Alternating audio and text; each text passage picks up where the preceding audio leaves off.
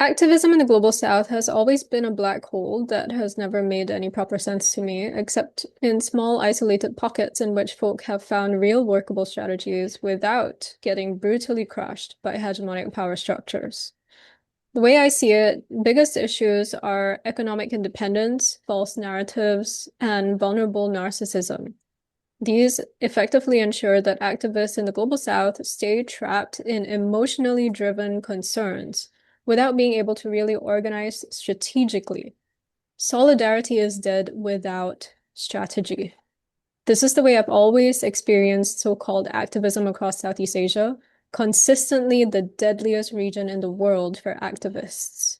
Governments and state militia target activists, particularly on the basis of communism or anti-terror. In life, activists and NGOs are used by hegemonic actors to propagate and operationalize soft power.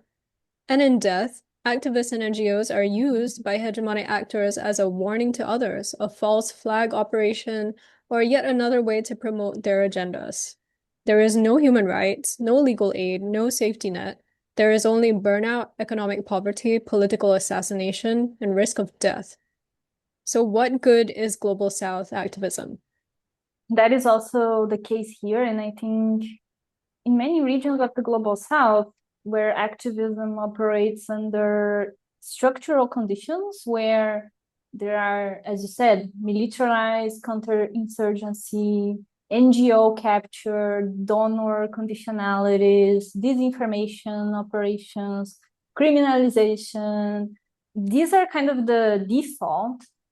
And sometimes it can feel like resistance is futile. And that's why I think we need to kind of ground ourselves in a couple of things, at least the way I see it, or the way that I try to operate inside this violence and constraints. One is that individual choices are really important. So the BDS that we normally mention a lot, the boycott, disinvestment, sanctions, which for me is not primarily about whether my individual boycott will work in some measurable way, but it's about refusing this complicity, about living according to the values I want to see. It's about the collective potential of that. And then I think there's also the community-rooted collective action that is also important. And I think this is where effective resistance happens, precisely because it's harder to crush, because it creates systems that meet people's needs outside state market structures. They are harder to repress because the state can arrest activists at a protest, but it's harder to destroy, for example, a community garden or a cooperative that's meeting real needs.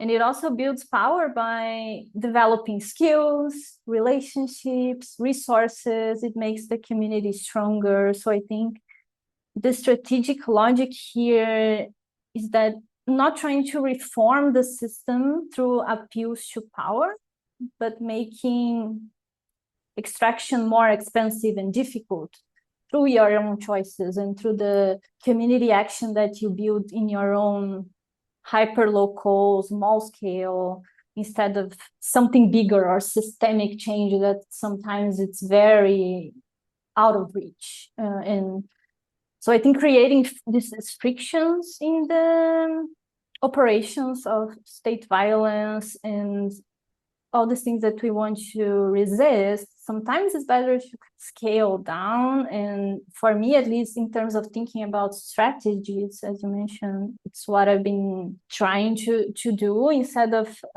because here as well, especially in the Amazon region, there's so much violence and so many risks.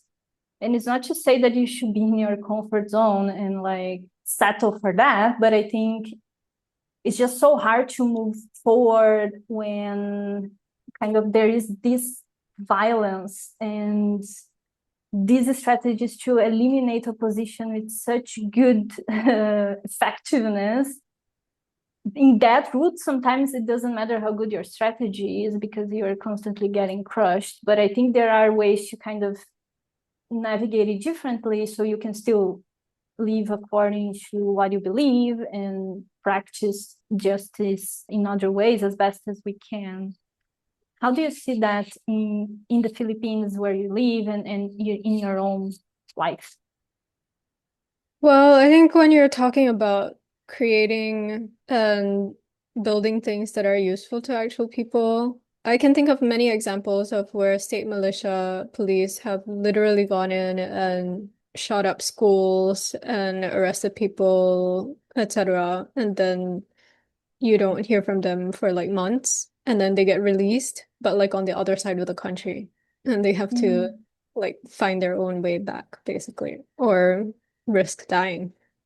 So there's many different examples that I can think of in Latin America and Africa and in the Philippines, and other parts of Southeast Asia where this has happened. So a group of local people decide to take matters into their own hands and set up, some kind of school or shared business, etc. And that has been targeted by local authorities. There are even cases in the Philippines, and it's ongoing, of entire communities, especially in mountainous areas, which are difficult to reach by car or by truck. There are bombing campaigns that the military is undertaking on villages against civilians. So they're very determined to stop you from wanting to not be a slave. Because if you're a slave to the system, there's no problem. We help you do that. We help you, buy your first condo. But if you want to be free, there's a lot of state mechanisms that can stop you from thinking that way. And strategy, in my opinion, is about addressing these mechanisms that the state is putting forward.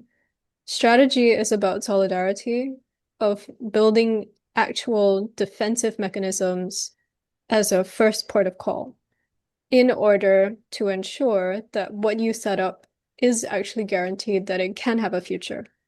If you're not thinking about your own security first, in terms of how you can survive with others who are also committed towards building that thing, it's going to fail because it's going to come up against those state mechanisms. And this is what I mean by strategy. Strategy can also be retreat. I mean, here we're talking about art of war stuff, which is essentially waiting for the right conditions to be able to establish something, but meanwhile, not waiting, just kind of like sitting there and watching paint dry. Building strategy, building relationships so that when the right conditions come up, everything is ready to go forward. Everything is ready to get ahead. And then you also, part of the strategy is defining what this conducive environment looks like. And when can we start to see that it's happening so that we can start to make preparations on the down low, etc. So all of these things are what Global South activists, I've never heard them talk about. I've never heard them talk about that when talking about international solidarity. The only thing I ever see in international solidarity spaces are trauma dumps. They're just spaces to complain, to cry about things, not saying that that's not needed, but like there's no strategy space. There's no planning space. There's no let's save up together to do something. Where are we going to get the resources that we need? Let's try to start building those relationships. How are we going to get legal aid? Again, let's look for those things and start building relationships. Maybe we can find help here. Maybe we can find help there. How do we make sure that we stay as independent as possible from Western interests or other imperial interests, etc.? Like, these are not conversations that are being had in activist spaces. I have never heard anyone talking about them in any of the spaces that I have been part of. I'm the only one raising such concerns. And when I hear other people in other organizations raising these concerns, they're usually an individual and they tend to get shut down as soon as possible.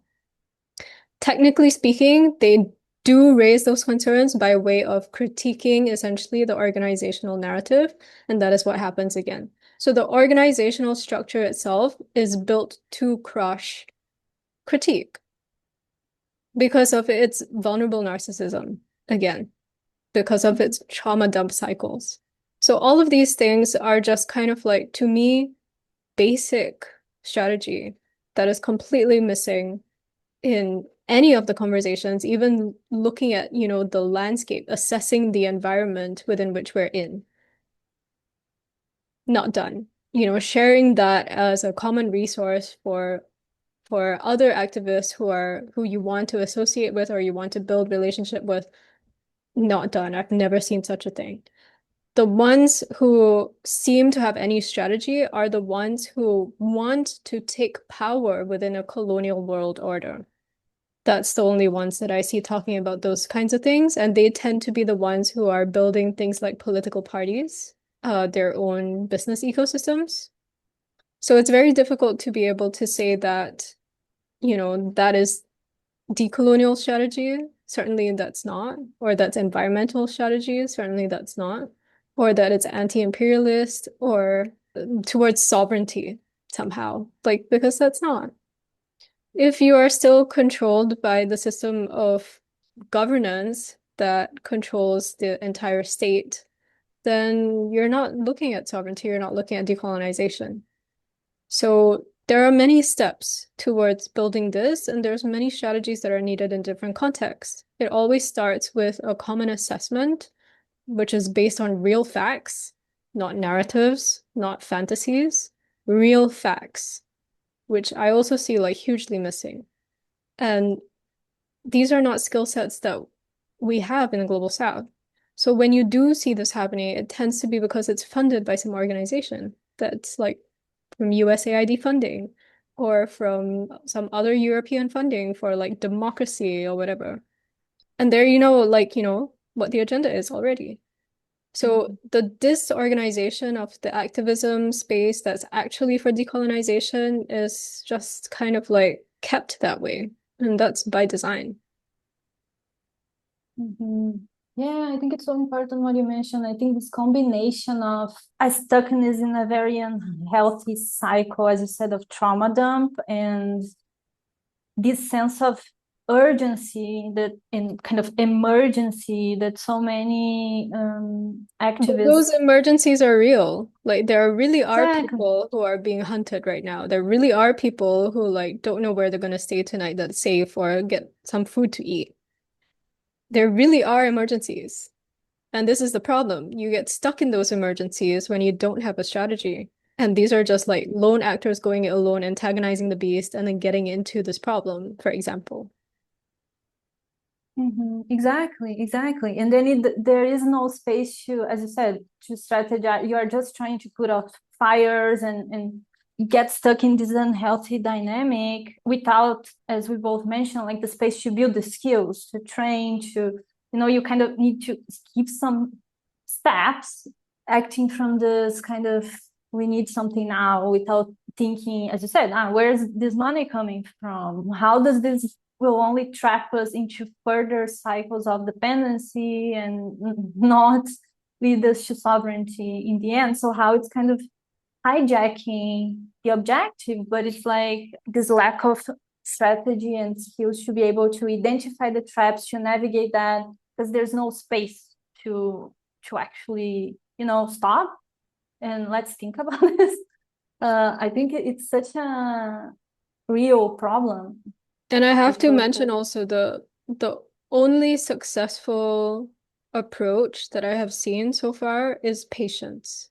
The specific example that I have is of Quilombola regenerative farmers who managed to get back their land that their ancestors farmed as slaves who were brought from the African continent to Brazil, going back to that land after 2 generations or 3 generations of dispossession, and then starting to find tools that their grandfathers and ancestors had used on this overgrown land and start farming on it, literally, in the old ways, which is not about like, tilling the soil or having things in neat rows, etc., but on managing the products that are being gifted by many, many years of being left alone. Then being able to show the next generation well, this is what we missed for a couple generations, but we continue to teach you in the meantime while we're having to live in a city and work at, horrible jobs just to be able to raise a family. But we have been teaching you since you're a kid, even though you don't know this place, but you know all the stories about this place because I've been telling it to you for your whole life. You know how your grandfather used to sit by this tree, or how he made that swing, or how he literally bought this equipment from a neighbor or something, and there was a funny story attached to that. So all of these ways of how the memory is kept, that's patience. When we're talking about economic sovereignty, they have to understand the timing. So it's not yet the right time for pure political and economic sovereignty in that area, even though there are many other similar families who did that in that area, but they're not as prepared as you are, for example, to start going there, right? And so it continues to be about patience and to say, in future, this is how we are going to do, and to make preparations for that. Again, it's not just with memory, it's about actual strategy, actual planning, and to save up for that moment when it's possible. So it's also about assessing, where are we in the landscape? Are we in a position to be able to do something or make a move? So this example that I'm giving is about regenerative farming, but it's first and foremost about preserving the memory, exercising patience, and practicing real decolonization that's leading to health, not for instant gratification.